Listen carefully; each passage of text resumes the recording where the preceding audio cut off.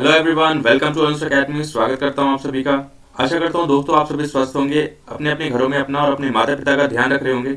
जो बच्चे class 10th में हैं वो अपने बोर्ड एग्जामिनेशन की जबरदस्त तरीके से प्रिपरेशन कर रहे होंगे। ऑलरेडी आपके डेट्स नजदीक आ रहे हैं, तो प्रिपरेशन को बिल्कुल फुल ऑन कर लो, जबरदस्त तरीके से टॉपिक को रिवाइज कर लो, कंसेप्ट क्लियर कर लो और साथ साथ में क्वेश्चंस लगाना मत भूलना। ये एक मेरी सजेशन है कि आप क्वेश्चन जरूर लगाओ। जिस भी टॉपिक पढ़ रहे हो, जो भी कॉन्सेप्ट अपने क्लियर कर रहे हो, उसके रिगार्डिंग आपको क्वेश्चन जरूर लगाने, क्योंकि वही क्वेश्चंस आपको कहीं ना कहीं रिपीटेटिव फॉर्म में एग्जाम में देखने को मिल सकते हैं। ओके, जैसा आपको मैंने बताया था दोस्त कि we have started a crash course series on this particular platform, जो कि अपकमिंग बोर्ड एग्जाम्स को टारगेट कर रहा है। तो जो बच्चे क्लास 10th में हैं उनके लिए बहुत ही बेनिफिशियल ये सारे वीडियो लेक्चर्स हो रहे हैं, क्योंकि इन सब में हम लोग कंप्लीट साइंस सिलेबस का, जो भी आपका टर्म 1 का सिलेबस है, जितने भी चैप्टर्स आ रहे हैं उनमें से सभी के हम थ्योरेटिकल पोर्शन और साथ साथ में लेटेस्ट पैटर्न के अनुसार जो भी आपके क्वेश्चंस आने वाले हैं या संभावित क्वेश्चंस, एक्सपेक्टेड क्वेश्चन जिन्हें हम कहते हैं, उनकी हम यहाँ पर प्रिपरेशन कर रहे हैं, प्रैक्टिस कर रहे हैं। यहाँ पर आपको लेटेस्ट पैटर्न के अनुसार case studies, association reason, MCQ format वाले क्वेश्चंस और इस प्रकार के सारे ही क्वेश्चंस आपको देखने को मिल रहे हैं। तो एक प्रकार के थ्योरेटिकल कंसेप्ट और साथ साथ में आपको क्वेश्चंस दोनों ही इस पर्टिकुलर वीडियो लेक्चर में देखने को मिल रहा है। तो जो बच्चे नए हैं, जो छात्र नए हैं, साथी नए हैं, इस पर्टिकुलर चैनल को सब्सक्राइब कर लेना, बेल नोटिफिकेशन को ऑन कर लेना, सो दैट अपकमिंग वीडियोस की नोटिफिकेशन आपको मिलती रहे। आगे बहुत जबरदस्त तरीके से अपडेट्स आपको मिलने वाले हैं। आगे आपके लिए बहुत अलग अलग चीजें भी प्लान करी जा रही है। इसी प्लेटफॉर्म पर मैथ्स की भी क्रैश कोर्सेज हैं, आप उनको भी देख सकते हो। काफी अच्छे तरीके से सर डिस्कस कर रहे हैं और मैं आपको साइंस की यहाँ पर कंप्लीट थ्योरेटिकल और क्वेश्चन यहाँ पर डिस्कस कर रहा हूँ। चैप्टर्स की बात करें यहाँ पर साथी, तो ऑलरेडी 2 चैप्टर्स मैंने साइंस के कंप्लीट करवा दिए हैं। First chapter was chemical reaction and equations, complete revision हो चुका है। इसी वीडियो लेक्चर आपको देखने को मिल जाएंगे इसी प्लेटफॉर्म पे, जाकर के देख जरूर लेना, क्योंकि देखा जाए तो ऑलमोस्ट मैंने 50 to 60 क्वेश्चंस प्रैक्टिस करवा दिए, more than 50 to 60 questions complete revision करवा दिए, जो कि आपकी one of the best questions हो सकते हैं, आपके एग्जाम में देखने को मिलेंगे। दूसरे चैप्टर की बात करी जाए तो मैंने एसिड, बेसिस एंड सॉल्ट के चैप्टर के भी कंप्लीट रिवीजन करवा दिए हैं। काफी उससे उस पर्टिकुलर चैप्टर के भी मैंने काफी सारे क्वेश्चंस ऑलरेडी करवा दिए, वो भी आप देख सकते हो। काफी आपको हेल्प मिलेगी और कहीं ना कहीं उनमें से कोई ना कोई क्वेश्चन आपको एग्जाम में जरूर देखने को मिलने वाला है। ये सभी एक्चुअली प्रश्न जो है दोस्त, वो संभावित प्रश्न आप समझ सकते हो, एक्सपेक्टेड क्वेश्चंस, क्योंकि क्वेश्चन कहीं आसमान से नहीं आने वाले। क्वेश्चन आपके कंसेप्ट से आएगा, आपके बुक से आएगा, आपके टॉपिक से आएगा, और टॉपिक की मैं आपको कंप्लीट रिवीजन यहाँ पर ऑलरेडी करवा रहा हूँ। ओके, टेलीग्राम पे आप जुड़ सकते हो अगर आपको इन सभी जो भी क्वेश्चन फॉर्मेट है या थ्योरेटिकल कंसेप्ट है, ये सभी की अगर आपको पीडीएफ की रिक्वायरमेंट है, जरूरत है, टेलीग्राम चैनल ज्वाइन कर लेना, सो दैट आपको वहां पर कंप्लीट पीडीएफ ऑलरेडी मिल जाएगी। कंपाइलेशन में ऑलरेडी डाल देता हूँ, वीडियो अपलोड होने के कुछ समय बाद आपको वहां पे ऑलरेडी मिल जाती है। ओके, तो इस प्रकार से आप अपने बोर्ड को फोकस करके प्रिपरेशन स्टार्ट कर दो। टाइम वेस्ट करने की कोई भी जरूरत नहीं है, इधर उधर भागने की। एक अच्छी जगह पकड़ दो जहां से आपको ऑलरेडी अच्छा कंटेंट मिल रहा हो, जबरदस्त तरीके से चीजें कवर अप करवाई जा रही हो, टॉपिक क्लियर हो रहा है, वहां से आप अच्छी प्रिपरेशन कर सकते हैं। ओके, चले दोस्त आगे। अब देखो, पार्ट 1 ऑलरेडी मैंने मेटल्स एंड नॉन मेटल्स का कल अपलोड हो चुका है इसी पर्टिकुलर प्लेटफॉर्म पे, वो भी आप देख सकते हो। उसमें हमने मेटल्स एंड नॉन मेटल्स के फिजिकल प्रॉपर्टीज के बारे में डिटेल डिस्कशन किया है। साथ साथ में मोर देन 30-35 क्वेश्चंस हम लोगों ने इस पर्टिकुलर वीडियो में भी डिस्कस कर रखे हैं। तो आप जाकर के देखो यार, ये सारे वीडियो लेक्चर्स आपके लिए ही है, ये मेहनत आपके लिए करी जा रही है। आपको बोर्ड एग्जामिनेशन में आपको क्वेश्चंस डायरेक्ट हो सकता है देखने को मिल जाए, तो फिर आपका इसमें बहुत ज्यादा बेनिफिट होने वाला है। आज के इस पर्टिकुलर वीडियो लेक्चर की अगर बात करी जाए मित्र यहाँ पर, तो हम लोग डिस्कस करने वाले हैं कुछ स्पेसिफिक टॉपिक्स जो कि आपके सिलेबस में दिए हैं। टॉपिक्स कौन कौन से अभी रह रहे हैं, तो अभी हमारे पास रिएक्टिविटी सीरीज में इस पर्टिकुलर वीडियो लेक्चर में खत्म करने वाला हूँ। साथ साथ में मैं खत्म करूंगा यहाँ पर आज एक्सेप्शंस। जैसा मैंने आपको लास्ट वीडियो लेक्चर में भी बताया था कि एक्सेप्शंस बहुत ज्यादा इंपॉर्टेंट है मित्र। एक्सेप्शंस इस चैप्टर की एक खासियत है, पता है आपको, इस चैप्टर की एक खासियत है कि अगर आपको एक्सेप्शंस की जानकारी है तो कहीं ना कहीं आप चैप्टर में काफी आगे हैं, काफी बेहतर है, आपके कंसेप्ट क्लियर हैं। क्योंकि घुमा फिरा करके चैप्टर से एक्सेप्शंस के क्वेश्चन बहुत सारे यहाँ पर एक्चुअली पूछे जाते हैं, तो एक्सेप्शंस को आपको पढ़ना बहुत जरूरी है। ठीक है, चले शुरुआत करते हैं इस वीडियो को। पसंद आ रहा है कंटेंट तो लाइक कर देना, शेयर कर देना सभी को। अब देखो एक्सेप्शंस क्या क्या है। Exceptions to metals and non metals. अब ये एक्सेप्शंस हैं किस प्रकार के, तो ये एक्सेप्शंस फिजिकल प्रॉपर्टीज के अनुसार पे है मित्र। इसको आपको याद रखना है, समझना है इस चीज को कि ये सारे एक्सेप्शंस जो है यहाँ पर, ये जितने एक्सेप्शंस मैं आपको आगे पढ़ाने वाला हूँ, ये सभी फिजिकल प्रॉपर्टीज के आधार पर है। यानी मेटल्स एंड नॉन मेटल्स के बीच में डिफरेंसेस तो मैंने ऑलरेडी बता रखा था, साथ साथ में उसके फिजिकल प्रॉपर्टीज के आधार पर ये सारे ही यहाँ पर आपको देखने को मिलेंगे। ओके, अब देखो कल के वीडियो लेक्चर में आई हैव डिस्कस्ड कि all metals exist as solid, तो ये ऑलरेडी कोई नई चीज़ नहीं है, आपको पता भी है ये चीज़ कि ज़्यादातर मेटल जो होते हैं वो सॉलिड स्टेट में पाए जाते हैं। ओके, इकलौता एक मेटल है जिसका नाम है मरकरी, आपने सुना भी होगा, काफ़ी एक इंपॉर्टेंट मेटल होता है मरकरी, जैसे हम डिनोट करते हैं Hg। ओके, इस पर्टिकुलर सिंबल से हम मरकरी को डिनोट करते हैं, और ये एक ऐसा इकलौता मेटल होता है जो कि लिक्विड फॉर्म में पाया जाता है, लिक्विड फॉर्म में पाया जाता है। इसके अलावा जितने भी सारे मेटल्स हैं वो सभी सॉलिड स्टेट में पाए जाते हैं। एक्सेप्शन नंबर 1 ये हो चुका। दूसरे एक्सेप्शन की यहाँ पर बात करी जाए मित्रों, यहाँ पर तो क्या होता है, metals have high melting and boiling points. अब देखो जैसा मैंने पिछले वीडियो लेक्चर में बताया था कि मेटल्स क्या होते हैं, मेटल्स की मेल्टिंग पॉइंट बहुत ही ज़्यादा होती है, अत्यधिक होती है। ओके, क्योंकि मेटल का स्ट्रक्चर इस प्रकार का है, अब खुद सोचो कि मेटल्स का जो स्ट्रक्चर होता है, उनका जो एक तरीके से लैटिस एंथैल्पी है, या उनके स्ट्रक्चर की जो एक तरीके से कॉम्पैक्ट स्ट्रक्चर होता है, वही क्या करता है, उस पर्टिकुलर स्ट्रक्चर की मेल्टिंग पॉइंट को बढ़ाने का काम करता है। ओके, बट यहाँ पर अपने पास दो ऐसे मेटल्स हैं जिनकी मेल्टिंग पॉइंट काफ़ी ज़्यादा कम है। इनफैक्ट अगर आप उनको अपने हाथ पे यानी कि पाम पे ले लेते हो, रखते हो, तो वहाँ से भी एक तरीके से वो इवापोरेट करने लग जाते हैं, इवापोरेट कर जाते हैं, मेल्ट कर जाते हैं। ओके, तो यहाँ पर आपको दो ऐसे मेटल्स देखने को मिलते हैं जो कि इस प्रकार की प्रॉपर्टीज फॉलो करते हैं, and that is gallium and caesium. Gallium and caesium याद करना है दोस्त। दूसरी अगर मैं बात करूं यहाँ पर, non metals are non lustrous except iodine. पिछली वीडियो लेक्चर में काफी सारे ऐसे क्वेश्चंस हुए थे मित्र, जिसमें इस प्रकार के क्वेश्चन आए थे कि कौन सा इकलौता नॉन मेटल है जो कि लस्टरस है। हमें पता है, इस बात की जानकारी है हमें कि नॉन मेटल्स नॉन लस्टरस होते हैं, they do not have a shiny appearance, they do have a dull appearance. But इकलौता हमारे पास एक नॉन मेटल है एंड दैट इज आयोडीन, जिसमें लस्टरस कैरेक्टरिस्टिक्स होती है, यह एक प्रकार का चमकीला होता है, शाइनिंग अपीयरेंस होती है। ओके, आगे बात करेंगे यहाँ पर, metals are generally hard except alkali metals and that is sodium, potassium and lithium. अब देखो ये भी बहुत महत्वपूर्ण यहाँ पर एक एक्सेप्शन है। एक्सेप्शन क्या कहता है कि मेटल्स ज्यादातर जनरली सभी मेटल्स जो होते हैं वो हार्ड होते हैं, काफी स्ट्रांग होते हैं, डेंसिटी बहुत ज्यादा होती है। बट इकलौते तीन ऐसे मेटल्स हैं जो कि कहीं ना कहीं क्या कर रहे हैं, वो उनकी बेसिकली एक प्रकार से उन्हें हम सॉफ्ट मेटल्स कह रहे हैं, वो सॉफ्ट मेटल्स हैं, उनकी डेंसिटी काफी कम है। ओके, तो सोडियम, लिथियम, पोटेशियम ये कुछ ऐसे मेटल्स हैं जिनकी स्टोरेज भी हम कहीं ना कहीं केरोसिन के अंदर डिप करके, केरोसिन के अंदर इनकी स्टोरेज होती है। तो ये महत्वपूर्ण जानकारी आपके लिए आवश्यक है। अगले एक्सेप्शन स्टेटमेंट की बात करी जाए मित्र यहाँ पर, तो अगला स्टेटमेंट है, non metals are generally soft except diamond. Non metals क्या होते हैं, जनरली सॉफ्ट होते हैं, क्योंकि इतनी ज्यादा रिजिडिटी या इतनी ज्यादा स्ट्रॉन्ग कैरेक्टरिस्टिक्स नहीं होते मेटल्स के, वो सभी क्या होते हैं, वो सभी एक प्रकार के सॉफ्ट मेटल्स होते हैं। बट अगर यहाँ पर बात करी जाए मित्र डायमंड की बात करी जाए, तो डायमंड क्या होता है, diamond is the hardest natural substance known to us. सबसे जो मजबूत, सबसे स्ट्रॉन्ग जो सब्सटेंस है हमारे पृथ्वी पर present, that is diamond only. Okay, तो डायमंड क्या है, diamond is the allotrope of carbon and carbon is a non metal. तो इस प्रकार से आप समझ सकते हो कि डायमंड एक इकलौता नॉन मेटल है जो कि कहीं ना कहीं क्या है, सॉफ्ट नहीं है, it is very hard, very very very hard. Okay, आखिरी यहाँ पर एक्सेप्शन की बात करी जाए मित्र, तो आखिरी एक्सेप्शन कहता है, non metals are poor conductor of electricity except graphite. बात आ रही समझ में? देखो ज्यादातर मेटल्स जो होते हैं वो इलेक्ट्रिसिटी कंडक्ट करने का काम करते हैं, यानी कि गुड कंडक्टर ऑफ इलेक्ट्रिसिटी होते हैं। They do have free electrons और free ions to conduct electricity. But non metals क्या होते हैं, non metals are they do not have free electrons और free ions, that's why they are not able to conduct electricity. Simple सी बात है ना, आपने कंसेप्ट पढ़ रखा है आपने। तो यहाँ पर क्या हो जाएगा, नॉन मेटल्स क्या है, poor conductor of electricity, but यहाँ पर ग्रेफाइट इकलौता नॉन मेटल होता है and that is a good conductor of electricity. अब ग्रेफाइट क्या है, graphite is an allotrope of carbon. जब आपको कार्बन चैप्टर पढ़ाऊंगा मैं, तो वहां पर आपको डिटेल में बात करेंगे ग्रेफाइट के बारे में, डायमंड के बारे में, और इकलौता एक और एलोट्रोप होता है कार्बन का, दैट इज बकमिंस्टर फुलरेन। इनके बारे में हम बहुत ही डिटेल में चर्चा करेंगे जब हम चैप्टर पढ़ेंगे कार्बन। ओके, तो आपको यहाँ पर एक्सेप्शंस याद करने ही, ये सारे एक्सेप्शंस आपके लिए महत्वपूर्ण है, आवश्यक है आपके एग्जामिनेशन पॉइंट ऑफ व्यू के लिए।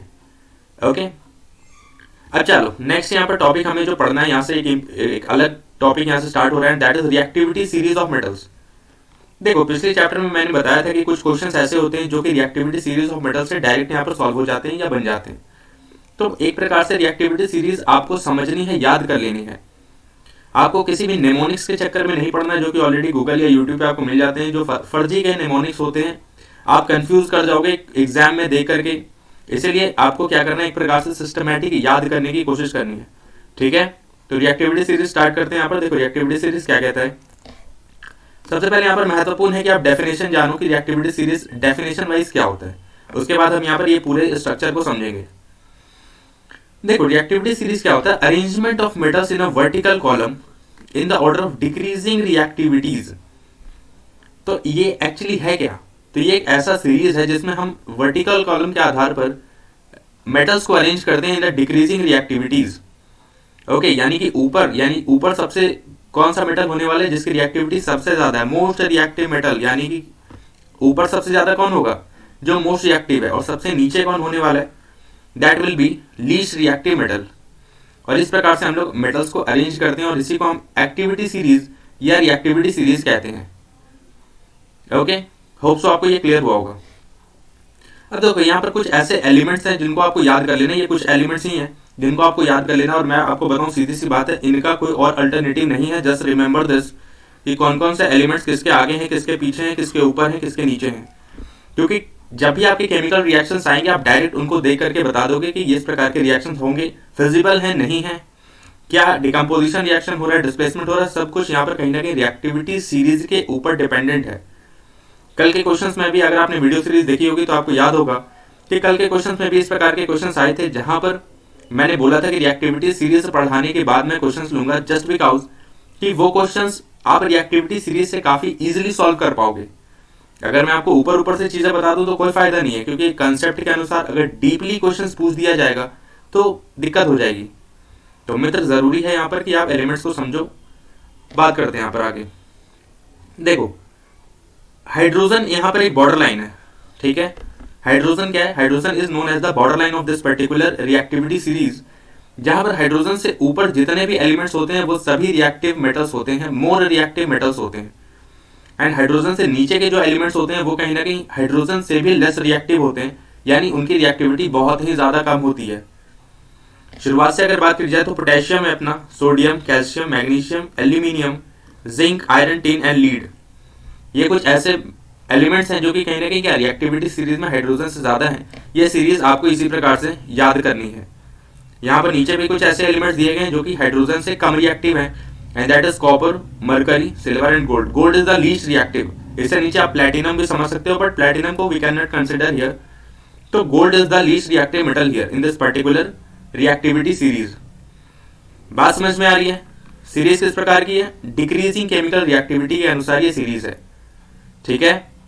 आगे बात करेंगे यहाँ पर कुछ इंपॉर्टेंट क्वेश्चंस के बारे में, जो कि ऑलरेडी चैप्टर से रिलेटेड है, आपके टॉपिक से रिलेटेड है, ठीक है। तो हर एक टॉपिक को मैंने टच किया इस पर्टिकुलर चैप्टर में, तो आपको हर एक टॉपिक से आपको यहाँ पर क्वेश्चन देखने को मिलने वाले।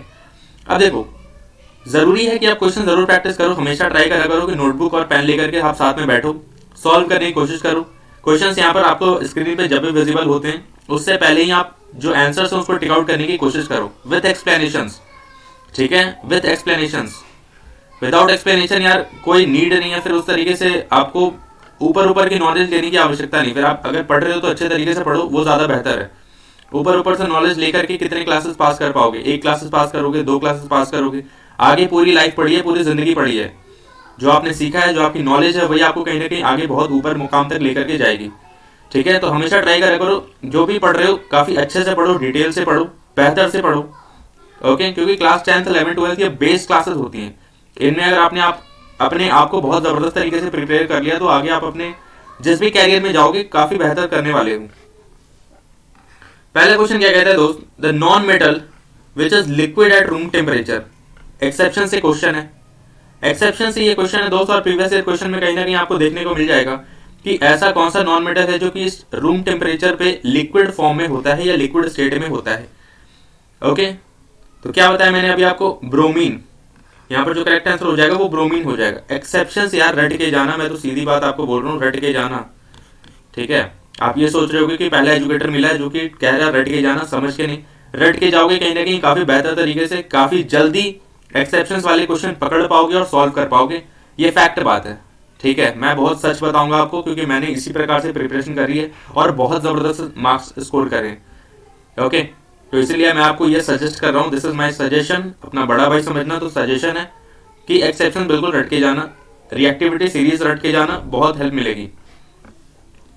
दूसरा प्रश्न की बात करते हैं, the number of protons in an atom of an element A is 19, then the number of electron in its ion A plus is. अब देखो, सीधी सी बात आपको यहाँ पर ये बताई जा रही है कि किसी भी पर्टिकुलर एलिमेंट का इलेक्ट्रॉनिक कॉन्फ़िगरेशन क्या होता है। टोटल अगर नंबर ऑफ प्रोटीन्स की यहाँ पर बात करी जाए, प्रोटॉन्स की बात करी जाए तो 19 है। ठीक है, तो हम क्या जानते हैं कि नंबर ऑफ प्रोटॉन्स या नंबर ऑफ इलेक्ट्रॉन से मिलकर के क्या होते हैं, मासेस का निर्माण करते हैं। ओके, और नंबर ऑफ प्रोटॉन्स जो होते हैं वही एटॉमिक नंबर का निर्माण करते हैं। तो यहाँ पर एटॉमिक नंबर कितना है, एटॉमिक नंबर इज 19। तो इलेक्ट्रॉनिक कॉन्फ़िगरेशन हम कैसे लिख सकते हैं, 2 8 8 and 1, this is the electronic configuration of this particular element A. ऐसे ही तो लिखेंगे। और ऐसे लिखने के बाद आपसे पूछा जाता है कि जब इनमें से, इस पर्टिकुलर एटम में से एक इलेक्ट्रॉन को हटा दिया जाता है, यानी ऑन लूजिंग वन इलेक्ट्रॉन, एक इलेक्ट्रॉन को लूज करने के बाद यहाँ पर इस पर्टिकुलर एलिमेंट का इलेक्ट्रॉनिक कॉन्फ़िगरेशन क्या होगा, या नंबर ऑफ जो यहाँ पर प्रोटॉन है, इलेक्ट्रॉन्स है, वो कितने शेष रहने वाले हैं, ये आपसे पूछा जा रहा है। तो अगर आप इनमें से एक इलेक्ट्रॉन को हटा भी देते हो, -1 इलेक्ट्रॉन, तो आप समझ पा रहे होगे कि यहाँ पर आपको क्या शेष रहने वाला है, 2 8 और 8। This will be the electronic configuration of this particular element A. सही आंसर क्या हो जाएगा, सही आंसर इज 18। समझ पा रहे हो क्या आप, है ना। और 19 वाला एलिमेंट कौन सा है, मेरे को कमेंट सेक्शन में जरूर बताना, कमेंट सेक्शन में बताओ कि 19 एलिमेंट कौन सा है। Third question is bauxite is an ore of. बहुत ही एक महत्वपूर्ण प्रश्न है यहाँ पर, ठीक है, बहुत बारी पूछा भी जा चुका है। इनफैक्ट मैंने खुद अपनी प्रिपरेशन के दौरान में इस क्वेश्चन को बहुत बारी देखा है। ठीक है, तो बॉक्साइट किसका और होता है बेसिकली, तो ये एल्यूमिनियम, ठीक है, एल्यूमिनियम का और होता है बेसिकली। तो ये सब प्रश्न आपको कहीं ना कहीं बिल्कुल याद होने चाहिए। नेक्स्ट प्रश्न है दोस्त, the metal which is liquid at room temperature. देखो फिर से एक्सेप्शन से क्वेश्चन है, मैंने एक्सेप्शन के क्वेश्चन काफी डाले हैं इसमें इस पर्टिकुलर वीडियो लेक्चर में, ठीक है, तो आपको काफी हेल्प मिलेगी। कौन सा ऐसा मेटल है जो कि रूम टेम्परेचर पे लिक्विड स्टेट में पाया जाता है, तो अभी हमने पढ़ा है, that is mercury only, mercury पढ़ा है। ठीक है, इजी था। नेक्स्ट क्वेश्चन की बात करी जाए दोस्त, an element reacts with oxygen to give a compound with a high melting point. ठीक है, this compound is also soluble in water, the element is likely to be. देखो पूछा ही जा रहा है कि एक ऐसा एलिमेंट है जो कि ऑक्सीजन के साथ react with oxygen to give a compound, oxygen के साथ रिएक्ट होने के बाद एक ऐसा कंपाउंड का फॉर्मेशन करता है जिसकी मेल्टिंग पॉइंट बहुत ज्यादा है, बहुत ज्यादा है।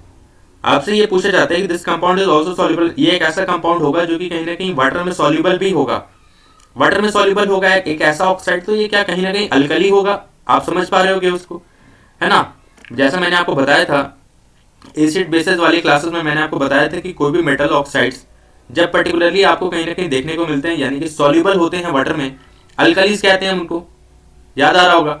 ठीक है, तो आपको यहाँ पर यह समझना है कि किसके ऑक्साइड्स कहीं ना कहीं सॉल्युबल हो सकते हैं वाटर में। क्या वो आयरन के हो सकते हैं, सिलिकॉन के होंगे, कार्बन के होंगे। आपको एक और चीज मैंने यहाँ पर समझने के लिए बताई थी कि जो मेटल के ऑक्साइड्स होते हैं, MO2 में जनरल फॉर्म लिख रहा हूँ, मेटल के जो ऑक्साइड्स होते हैं, या M2O लिख लो आप, M2O। ठीक है, तो जो मेटल के ऑक्साइड्स होते हैं वो क्या होते हैं, बेसिक नेचर के होते हैं। नॉन मेटल के ऑक्साइड्स क्या होते हैं, एसिडिक नेचर के होते हैं। ये सब बेसिक चीजें ऑलरेडी बता रखी है, बहुत बारी समझ लेना, याद कर लेना।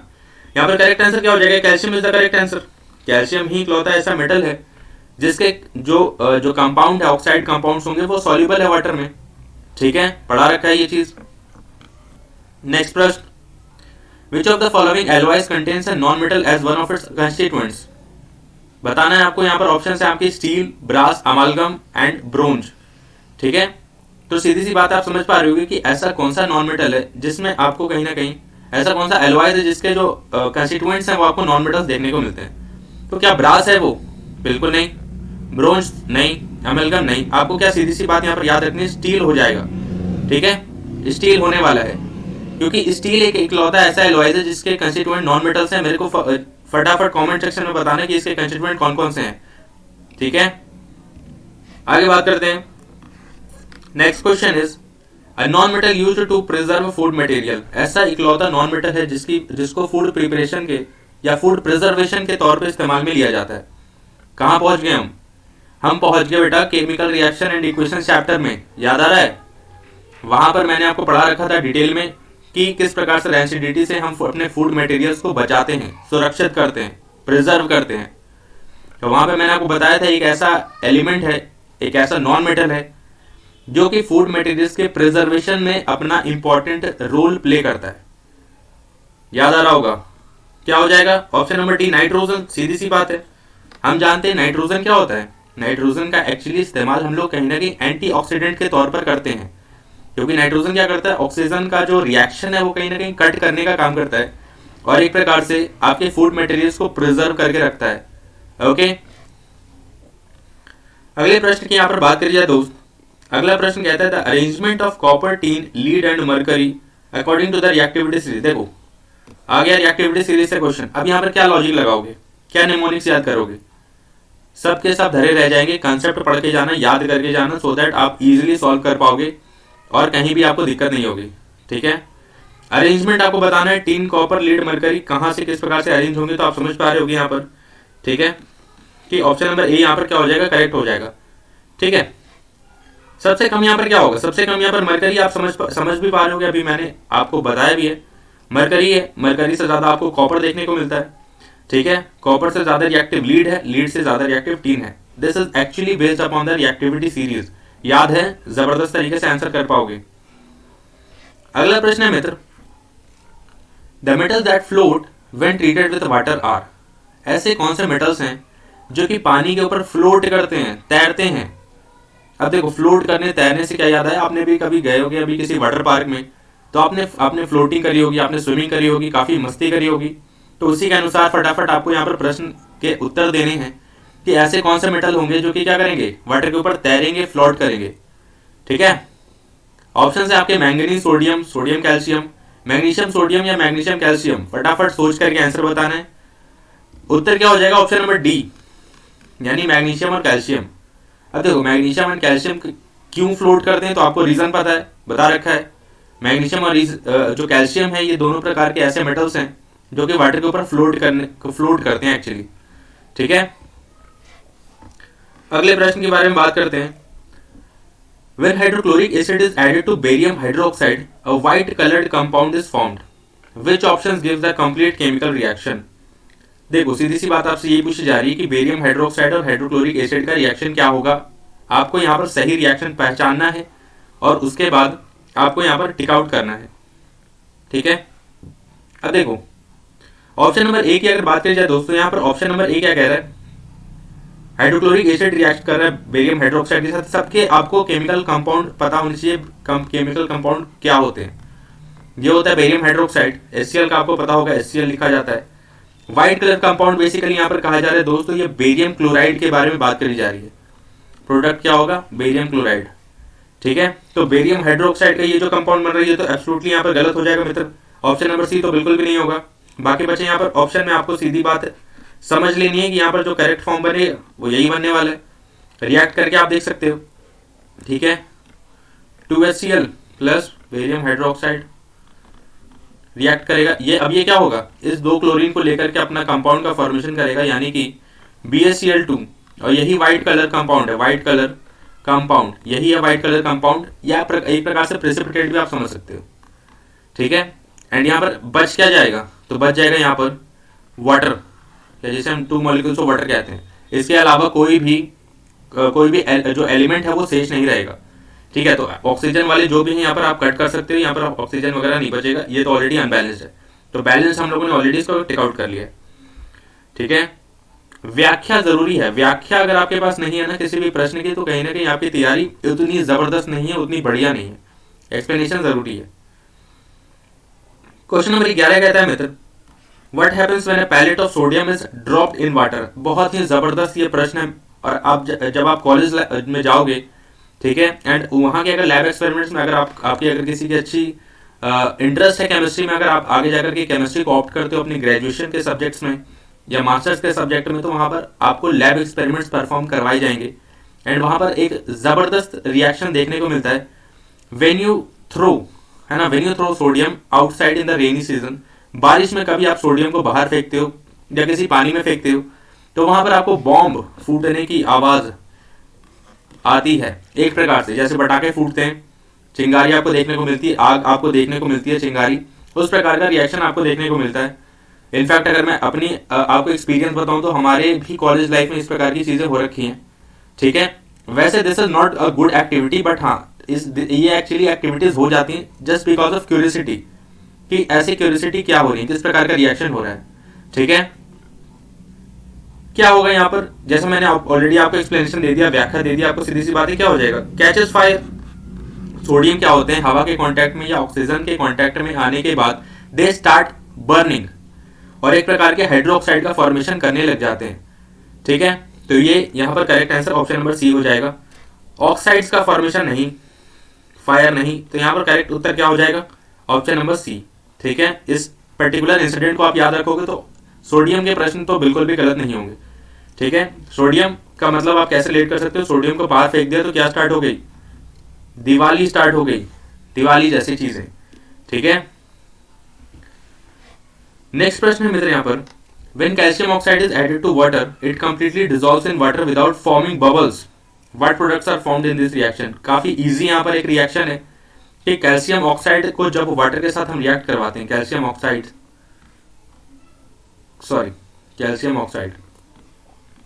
को वाटर के साथ आप रिएक्ट करवाते हैं तो आपको क्या देखने को मिलता है, या किस प्रकार का रिएक्शन आपको देखने को मिलता है। प्रोडक्ट के बारे में पूछा जा रहा है तो हमें ऑब्वियस सी बात पता है कि कैल्शियम हाइड्रोक्साइड यहाँ पर बनता है प्रोडक्ट, याद होगा, आपको पढ़ा रखा है मैंने। आंसर क्या हो जाएगा, option number C, and that is calcium hydroxide. Easy reaction है ये, बेसिकली बहुत इजी रिएक्शन है, ठीक है। ये वही रिएक्शन है जो कि कहीं ना कहीं क्विक लाइम और स्लेक्ड लाइम आप समझते हो। This is what, this is slaked lime, ये वो चूना होता है, क्विक लाइम जिसे हम कहते हैं, याद होगा, केमिकल रिएक्शन में काफी बारी बता रखा है, डिटेल में बात कर रखा है। नेक्स्ट प्रश्न है मित्र, अ student studying the chemical properties of metals finds incomplete chemical reaction in his book as shown। अब देखो कुछ ऐसी किताबें हैं, एक स्टूडेंट एक ऐसी किताब पढ़ रहा था जिसमें एक केमिकल प्रॉपर्टी कंप्लीट नहीं है, एक केमिकल रिएक्शन कंप्लीट नहीं है। अब आपको इस पर्टिकुलर केमिकल रिएक्शन को कंप्लीट करना है और उस छात्र की मदद करनी है, ठीक है। तो आपको यहाँ पर बताना है कि कौन सा यहाँ पर केमिकल रिएक्शन हो जाएगा। सीधी सी बात है, आप समझ पा रहे हो यहाँ पर कि MgO प्लस नाइट्रिक एसिड का रिएक्शन है, तो क्या बनने वाला है, मैग्नीशियम नाइट्रेट और वाटर। मैंने आपको बताया था कि किसी इस प्रकार का जो रिएक्शन होता है एसिड्स के साथ, और मेटल ऑक्साइड्स का रिएक्शन एसिड्स के साथ जब भी होता है तो यहाँ पर सॉल्ट बनते हैं, एंड सॉल्ट कौन सा बनेगा, जो कि पर्टिकुलर एसिड का अनायनिक कंपाउंड होगा, अनायनिक वाले एंटिटीज होंगे। बात समझ में आ रही है, मैंने बहुत आपको एक जबरदस्त ट्रिक बता दिया है, तरीका बता दिया है। कभी भी मेटल ऑक्साइड का रिएक्शन होगा किसी भी एसिड के साथ, ठीक है, तो वहां पर कहीं ना कहीं जो सॉल्ट होगा मोस्ट प्रोबेबली वो सॉल्ट कौन सा होगा, जो बेसिकली एसिड्स हैं उनके अनआयनिक फॉर्म से मिलकर के जो मेटल सॉल्ट बनाएंगे उन्हें हम कहते हैं बेसिकली, वो प्रोडक्ट का फॉर्मेशन आपको देखने को मिलेगा। जैसे फॉर एग्जांपल मैं कहना क्या चाह रहा हूँ यहाँ पर, ये देखो MgO plus HNO3, H plus है, NO3 क्या होता है, माइनस होता है। यहाँ पर Mg क्या होता है, ये 2 माइनस, ये 2 प्लस होता है, तो Mg रिएक्ट करता है यहाँ पर Mg, ठीक है, NO3 होल ट्वाइस, इसका अनायनिक फॉर्म और इसका कैटायनिक फॉर्म, ये दोनों मिलकर के यहाँ पर कंपाउंड का फॉर्मेशन करते हैं, रिस्पेक्टिव आपको कंपाउंड देखने को मिलते हैं। Option number D is the correct answer. Next प्रश्न है यहाँ पर, विच of the following can undergo a chemical reaction. ऐसे कौन से, अब देखो ये भी जो रिएक्शन है वो क्या है, केमिकल रिएक्टिविटी वाले, लगा लो अपनी बुद्धि जो भी आपने याद करने की या निमोनिक्स याद करने के लिए लगाई है, ठीक है। तो जो ये आपको सजेस्ट किया जा रही है बिल्कुल एक्सपीरियंस चीजें यहाँ पर बताई जा रही है इस पर्टिकुलर प्लेटफॉर्म पे, जेन्युइन चीजें हम लोग बता रहे हैं, कंटेंट आपको यहाँ पर दिए जा रहे हैं, ठीक है। कोई निमोनिक्स कुछ नहीं याद करना है, मैंने आपको बता दिया तरीका क्या है। देखो यहाँ पर जरूरी क्या है कि आपको समझना है कि मैग्नीशियम सल्फेट डिस्प्लेसमेंट रिएक्शन के बारे में ये पूरा कंसेप्ट है। जैसा आप देख भी पा रहे होगे, केमिकल रिएक्शन कब होगा, जब डिस्प्लेस करेगा कोई पर्टिकुलर एलिमेंट कंपाउंड से और उसके बाद रिस्पेक्टिव प्रोडक्ट का फॉर्मेशन होगा।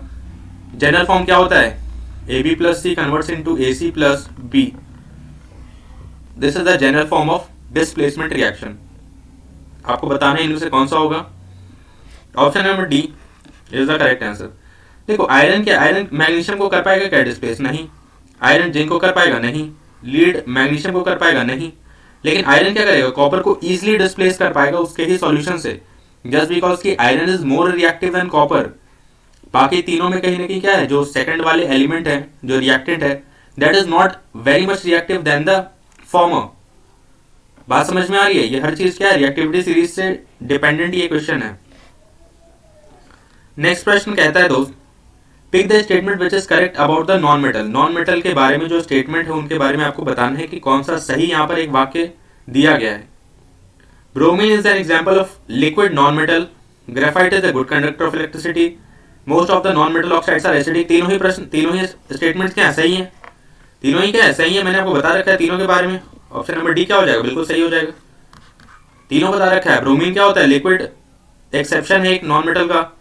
ग्रेफाइट क्या होता है, गुड कंडक्टर ऑफ इलेक्ट्रिसिटी, और most of the metals oxides are acidic. तीनों बता रखा है, तीनों सही स्टेटमेंट्स हैं। नेक्स्ट प्रश्न कहता है दोस्त, when a non metal is allowed to react with water. अब किसी भी एक नॉन मेटल का रिएक्शन होता है वाटर के साथ, तो क्या आपको देखने को मिलता है? ठीक है, सीधी सी बात है, नो प्रोडक्ट्स और फॉर्म। मैंने आपको बताया था शुरुआत में, या आगे जब हम लोग आयनिक कंपाउंड्स के बारे में पढ़ेंगे तो वहां पर और मैं थोड़ा आपको डिस्कस करके एक्सप्लेन करके बताऊंगा कि non metal plus non metal, non metal plus non metals का कोई भी रिएक्शन नहीं होता है, no reaction.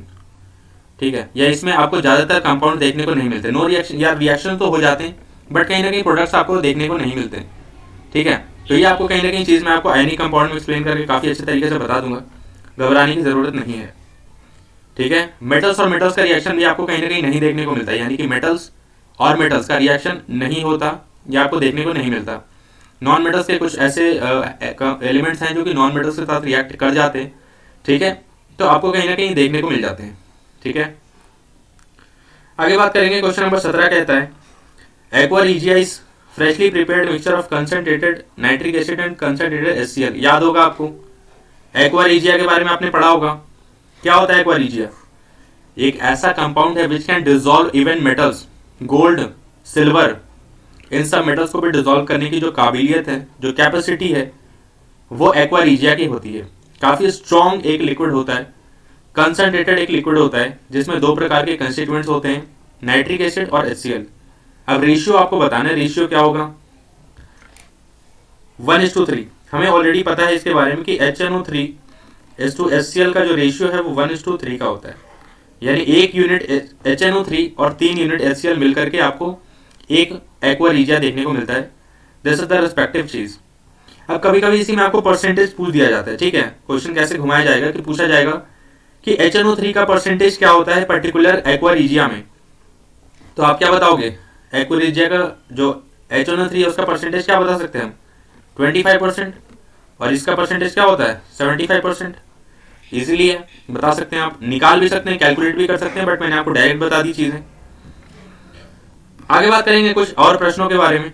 Which one of the following property is not generally exhibited by ionic compounds? इस प्रश्न को रहने दो अभी, इस चीज को मैं आपको आयनिक कंपाउंड के बारे में जब डिस्कस करूंगा, एक्सप्लेन करूंगा तो बताऊंगा। आंसर इसका बी हो जाएगा, बट इसको आपको अभी नहीं देखना है, इसको मैं कल के वीडियो लेक्चर में भी इसी प्रश्न को लूंगा और काफी बेहतर तरीके से एक्सप्लेन करूंगा। आयनिक कंपाउंड एक्चुअली आपके सिलेबस का पार्ट है, तो मैं इसको काफी अच्छे से डिटेल में एक्सप्लेन करके ही बताना चाहता हूँ। दूसरा प्रश्न कहता है, विच of the following is the possible number of valence electrons in a non metal. अब देखो, अच्छा क्वेश्चन है, काफी अच्छा क्वेश्चन है, काफी लोगों को ये हलवा क्वेश्चन लगेगा, बट गलत मत करना। हमें सीधी सी बात ये चीज पूछी जा रही है कि कौन से ऐसे नंबर होंगे वैलेंस इलेक्ट्रॉन्स में जो कि एक नॉन मेटल के हो सकते हैं। याद करना, बताता हूँ कुछ चीजें यहाँ पर। मेटल्स की अगर वैलेंस इलेक्ट्रॉन्स की बात करी जाए तो 1, 2 या 3 यही आपको देखने को मिल सकते हैं। नॉन मेटल्स की अगर आपको वैलेंस इलेक्ट्रॉन्स की बात करी जाए मित्र, तो आपको क्या देखने को मिलेंगे? 5, 6, 7 या 4 भी आपको देखने को मिलता है, लेकिन 4 को हम मेटल वाइट्स में की कैटेगरी में रखते हैं। ठीक है, तो ओवरऑल आप नॉन मेटल कंसिडर कर सकते हो, बट स्पेशली हम इन्हें मेटल वाइट्स की कैटेगरी में रखते हैं, जिनमें क्या होता है? कार्बन होता है। ठीक है, तो यहाँ पर पूछा जा रहा है कि यहाँ पर जो करेक्ट आंसर है वो क्या होगा? Option number D. Option number D क्या हो जाएगा? करेक्ट हो जाएगा।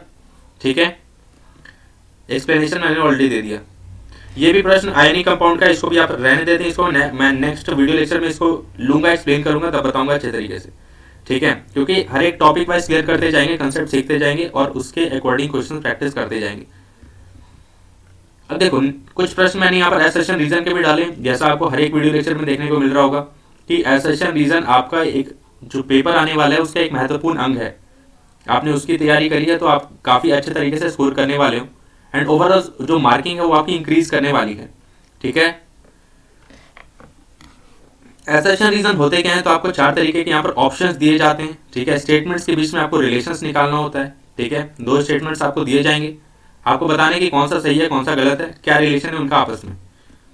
देखो, एसेशन का स्टेटमेंट कहता है मित्र यहाँ पर bronze is an alloy of copper and tin, पता होगा आपको। रीजन कहता है alloys are heterogeneous mixture of metals with other metals and non metals. ठीक है, तो दोनों स्टेटमेंट्स क्या है, कहीं ना कहीं दोनों स्टेटमेंट्स यहाँ पर आपको सही मालूम हो रहे हैं, सही है बेसिकली। और जो यहाँ पर बात करी जाए कि एसर्शन क्या है, बिल्कुल एक क्या हो जाता है, एसर्शन सही है। और रीजन क्या कहता है, रीजन में भी आपको कहीं ना कहीं देखने को मिलता है कि रीजन का जो स्टेटमेंट यहाँ पर इनकरेक्ट बताया जा रहा है, एलॉयज आर हेट्रोजीनियस मिक्सचर। ठीक है, तो एलॉयज आप हेट्रोजीनियस नहीं, एलॉयज आप जानते हो कि एलॉयज जो होते हैं वो कहीं ना कहीं होमोजीनियस मिक्सचर आप कंसिडर करते हैं। ठीक है, हेट्रोजीनियस आप नहीं कंसिडर करते हैं, तो कहीं ना कहीं स्टेटमेंट यहाँ पर इनकरेक्ट हो जाएगा। Option number C is correct. ठीक है, नेक्स्ट यहाँ पर एसेशन रीजन का स्टेटमेंट कहता है मित्र zinc oxide is amphoteric in nature. ठीक है, रीजन का स्टेटमेंट है zinc oxide react with both acids and bases. क्या हो जाएगा, बिल्कुल दोनों स्टेटमेंट यहाँ पर करेक्ट है, और रीजन जो है वो करेक्ट एक्सप्लेनेशन है आपका जो एसेशन के स्टेटमेंट का।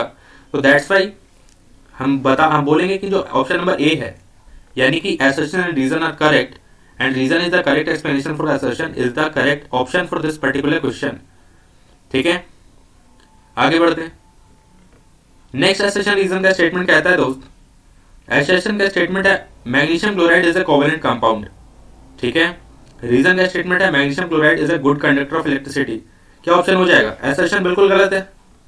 मैग्नीशियम क्लोराइड क्या होगा, एक आयनिक कंपाउंड होगा। ये क्या होगा, एक आयनिक कंपाउंड होगा।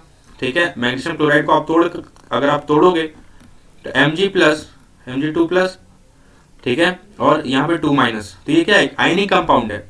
शेयरिंग ऑफ इलेक्ट्रॉन से ये एक्चुअली क्या है, म्यूचुअल शेयरिंग ऑफ इलेक्ट्रॉन से मिलकर के नहीं बना है, ये बेसिकली गेन और लॉस ऑफ इलेक्ट्रॉन से मिलकर के बने कंपाउंड है। ठीक है, कोवेलेंट कंपाउंड जो होते हैं वो कैसे बने होते हैं, म्यूचुअल शेयरिंग ऑफ इलेक्ट्रॉन्स के माध्यम से। रीजन क्या हो जाएगा, रीजन बिल्कुल सही है कि मैग्नीशियम क्लोराइड क्या है, आयनिक कंपाउंड तो बिल्कुल होते हैं, सही बात है। क्या कहा जा रहा है कि magnesium chloride is a good conductor of electricity, तो बिल्कुल सही बात है। क्या हो जाएगा, ionic compound is a good conductor of electricity, that's why it is correct. Next कहता है एसेशन कहता है aluminium oxide and zinc oxides are acidic in nature. ठीक है, रीजन कहता है amphoteric nature means that substance have both acidic and basic character. बहुत ही महत्वपूर्ण यहाँ पर प्रश्न है, अगर आपको जरा सा भी कंफ्यूजन हो गया तो आप कहीं ना कहीं गलत ऑप्शन टिक आउट कर लोगे, कोई भी इसमें दिक्कत होगा ही नहीं, आप गलत मार लोगे। ठीक है, क्या हो जाएगा, option number D assertion and reason are incorrect. ठीक है, तो यहाँ पर आपको क्या, MgCl is a covalent compound, MgCl is a good conductor of electricity, मोड आंसर नंबर डी यहाँ पर नहीं होना चाहिए, ये क्या होगा कहीं ना कहीं, ये आपका ए होना चाहिए। ठीक है, ए होगा, इसमें ए कर लेना आप। Aluminium oxide and zinc oxides are acidic in nature. ठीक है, आप देखो ये मेटल ऑक्साइड्स हैं। ठीक है, एल्यूमिनियम भी क्या है, एल्यूमिनियम में मेटल ऑक्साइड्स हैं, तो ये क्या होते हैं, एसिडिक नेचर के होते हैं। क्या एसिडिक नेचर के होते हैं, जिंक मेटल ऑक्साइड्स क्या होते हैं, मैंने आपको क्या बताया था कि metal oxides are basic in nature. अभी मैंने आपको थोड़ी देर पहले ये चीज एक्सप्लेन करी है कि metal oxides are basic in nature. Non metal के ऑक्साइड्स क्या होते हैं, एसिडिक होते हैं। तो एसेशन तो बिल्कुल गलत हो जाएगा, गलत स्टेटमेंट है। Amphoteric nature means that substance have both acidic and basic characteristics. Amphoteric nature का मतलब होता है कि एसिडिक और बेसिक दोनों। तो रीजन का जो स्टेटमेंट है वो कहीं ना कहीं करेक्ट है, तो क्या हो जाएगा, reason correct, assertion correct, reason यहाँ पर करेक्ट होगा बेसिकली मेरे हिसाब से। ठीक है, तो आप ये समझ लेना ये ऑप्शन शायद गलत मार्क किया गया, यहाँ पर क्या रीजन सही है, एसेशन का स्टेटमेंट गलत है। ठीक है, तो होपफुली दोस्त यहाँ पर हम लोगों ने सेकंड पार्ट भी कंप्लीट कर लिया। This was the second part of the metals and non metals chapter complete करवा दिया मैंने। कल के वीडियो लेक्चर में I will be discussing about ionic compounds, बेहतरीन तरीके से डिस्कस करेंगे। कंसेप्ट सीखते जाए यार, क्योंकि आपके बोर्ड एग्जाम्स में आपको इनमें से ही क्वेश्चन देखने को मिल जाएंगे कहीं ना कहीं। ठीक है, पीडीएफ के लिए ऑलरेडी मैंने बता दिया कि आप टेलीग्राम चैनल ज्वाइन कर सकते हो। वीडियो पसंद आ रही है तो लाइक कर देना, और यार लाइक जरूर कर देना, क्योंकि ऑलरेडी काफ़ी मेहनत आपके लिए करी जा रही है। ठीक है, शेयर कर देना उन सभी बच्चों के साथ, अपने ग्रुप्स में, स्कूल ग्रुप्स में, अपने सभी मित्रों के साथ। ठीक है, मिलते हैं दोस्त अलग दूसरे वीडियो में, तब तक के लिए stay safe, stay happy. Thank you so much.